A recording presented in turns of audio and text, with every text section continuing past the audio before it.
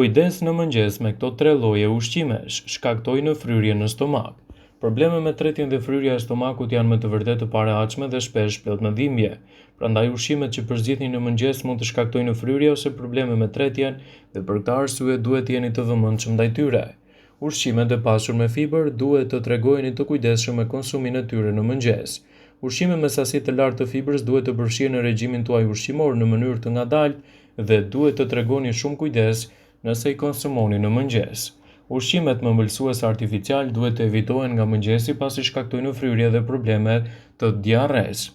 Lëngjet natyrale. Nëse jeni dashamirës i nisjes së ditës plot me lëngje natyrale, perimesh ose miks me fruta, tregoni kujdes.